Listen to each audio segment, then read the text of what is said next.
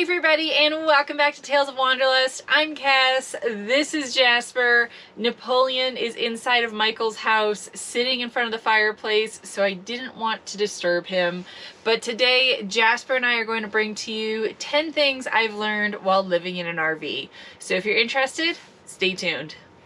Yeah.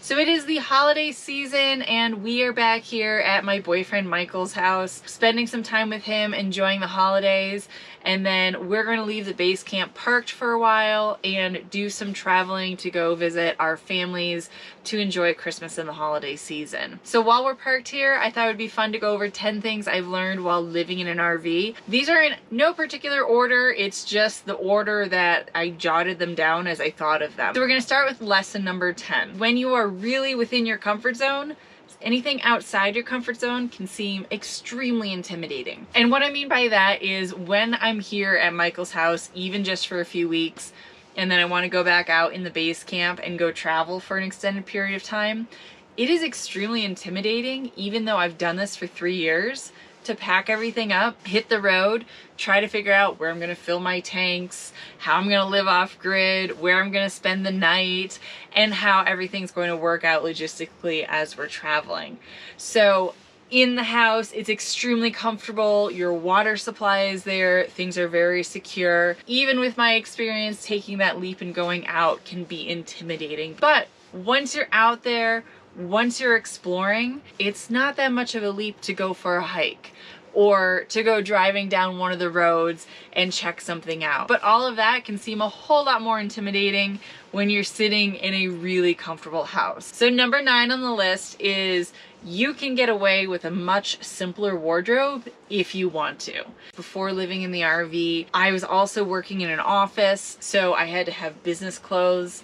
When I went remote, I got rid of a lot of the business clothes, but I still felt like I needed to have a variety of clothing so that when I went out, I wasn't always wearing the same thing. When I moved into the base camp, it is 96 square feet, so I really had to downsize my clothing.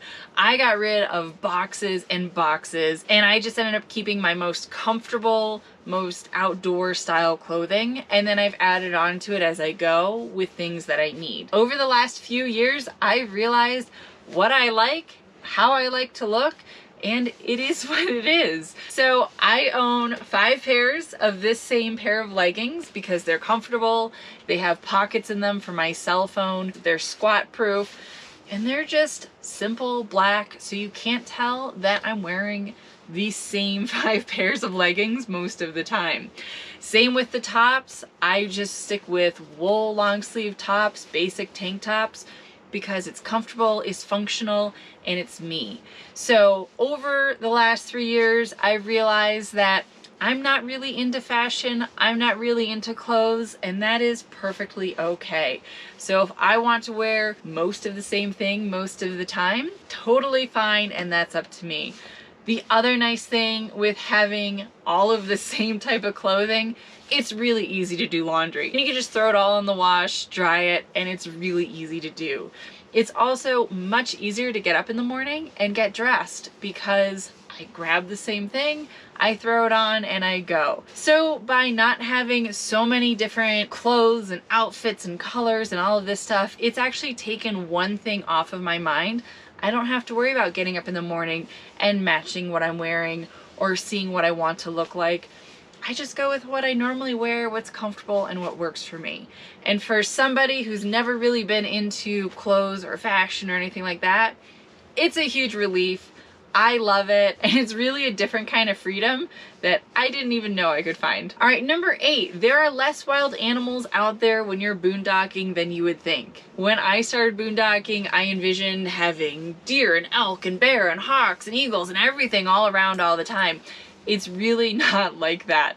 I do carry bear spray just in case, but in my 3 to 4 years of traveling, I have seen 1 grizzly bear, which was during a hike in Glacier National Park.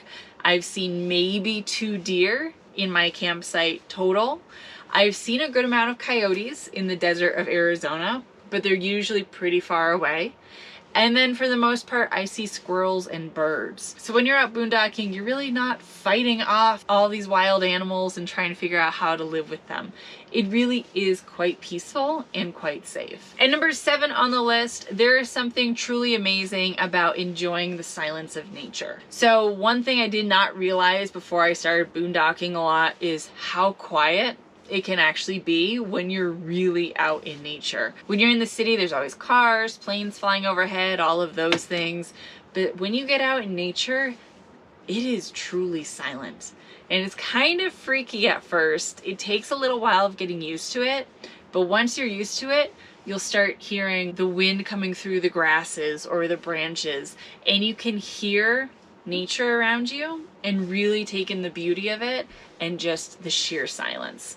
And there's something really cool about that. So the silence, once you get used to it, is really quite amazing. Number 6 on the list, you can do a whole lot more than you think you can with the proper determination and taking things one step at a time. When I drove the base camp off the Airstream lot in New Jersey, I had never dumped a black tank, filled up a water tank in an RV.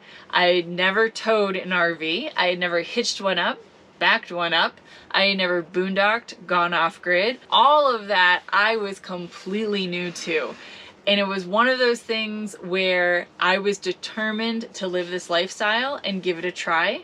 So I knew all of the other things would come as I learned them, and it was going to be a step-by-step process. So what I've learned is if you have a goal, tackle it one step at a time.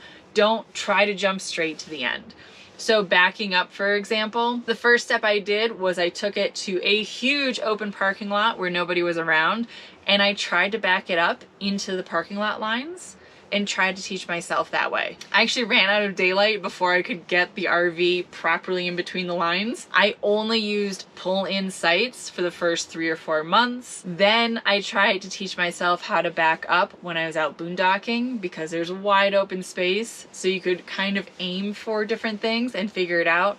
But if you couldn't back it up perfectly, that's okay. The sites are usually pretty big. And then once I got comfortable backing up boondocking, then I made the leap into backing up into an RV campsite where there's other people around. So now whenever there's something new I want to try or some sort of goal I have in mind, I really try to focus and break it down step by step.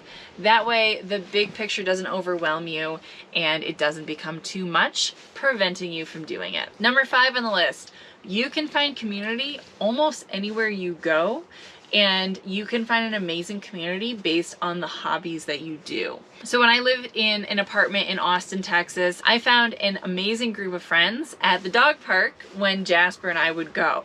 So that was our common denominator. We all had dogs, we all loved dogs, and we really bonded and had an amazing group.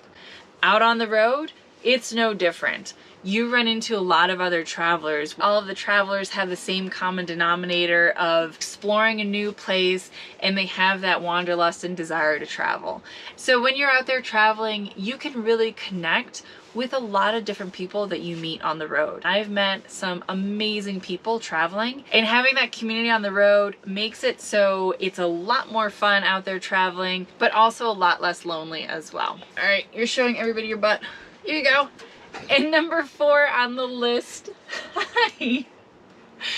and number 4 on the list is life really is about the experiences. I know you see that written on pillows and different things like that. I used to have a storage unit filled with all of my stuff from when I had a house. When I was about a year or 2 into travel, I went and I completely cleared it out because I couldn't even remember what was in storage, and I was paying for it every single month. So I cleared it out, and to this day, there's only 3 things that I can remember that were in that storage unit that I miss. For everything else, I don't have any regrets getting rid of it. I can live off so much less than I ever thought I could. It kind of sounds crazy, but one of the weird things that I've always worried about is what if my stuff gets stolen, or what if whatever I own burns down?